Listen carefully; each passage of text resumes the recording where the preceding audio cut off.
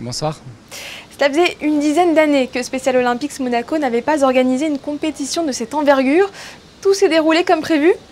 Écoutez, pour le moment, oui. Et effectivement, ça fait 10 ans, quasiment jour pour jour, qu'on n'avait pas organisé de compétition de cette envergure. Oui. Est-ce que vous pouvez nous rappeler les nations qui participent?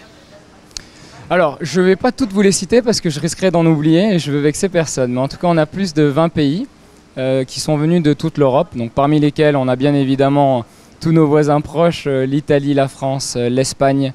On peut retrouver aussi des plus petites nations avec qui nous avons des relations très étroites, le Liechtenstein. On peut trouver Gibraltar, vous allez avoir Malte, vous allez avoir la République tchèque, la Hongrie, la Lettonie, l'Estonie, la Bosnie-Herzégovine. Bon, vous voyez beaucoup de nations. On en a à peu près une vingtaine, un peu plus qu'une vingtaine et 200 athlètes. Est-ce qu'on a déjà une tendance, les pays qui ont le mieux réussi sur ces 2 jours? Non, non. Après, vous savez, la notion de réussite est une notion qui est très subjective. L'objectif est que tout le monde se donne à fond. Donc la réussite pour nous en tant qu'organisateurs, c'est d'avoir des athlètes avec le sourire, c'est d'avoir le moins de disqualifications possible le dimanche parce que ça voudra dire que tout le monde a joué le jeu dès le samedi et que, comme vous le savez, c'est jamais très agréable de disqualifier des gens parce qu'ils ont nagé trop vite, par exemple. Est-ce qu'on peut comparer Special Olympics au Comité international olympique finalement? Écoutez, toute proportion gardée, oui, puisque effectivement, si vous voulez, Special Olympics est l'organisme international qui regroupe tous les athlètes, comme vous l'avez dit tout à l'heure, qui souffrent d'une déficience intellectuelle et qui se réunit également au travers de Jeux mondiaux d'été et d'hiver. Donc on peut y voir un parallélisme. L'important vraiment à Special Olympics, comme on a pu le voir, dans toutes les compétitions, dans tous les sports, c'est cette notion de divisionning qui permet d'avoir des finales quasiment pour tous, qui permet d'avoir des groupes homogènes et où du coup vous n'aurez peut-être pas un champion olympique du 100 mètres nage libre par exemple, mais vous pourriez en avoir 10, 15, 20 en fonction du nombre de finales que vous aurez eu.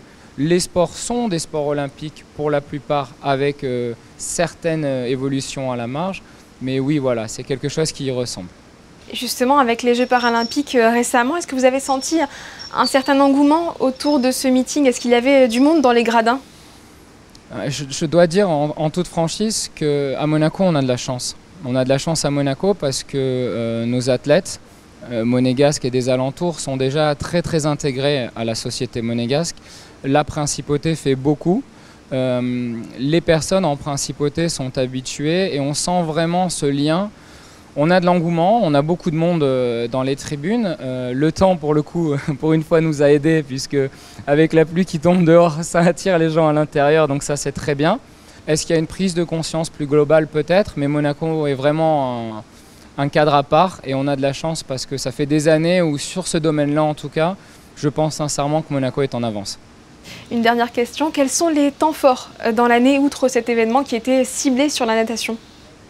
Les temps forts, c'est toutes les semaines et tous les week-ends, à chaque fois qu'on a un entraînement, à chaque fois que nos coachs, qui sont tous des bénévoles d'ailleurs, que nos coachs retrouvent leurs athlètes. Après, nous participons à des événements régionaux, nationaux et internationaux. On peut dire qu'on a à peu près une quinzaine, une vingtaine de compétitions annuelles. Et les prochaines grosses compétitions à laquelle on va pouvoir participer, c'est les Jeux olympiques d'hiver qui s'appellent les Jeux mondiaux d'hiver à Turin en mars 2025. Merci Pierre Van Claveren d'avoir été avec nous. Merci.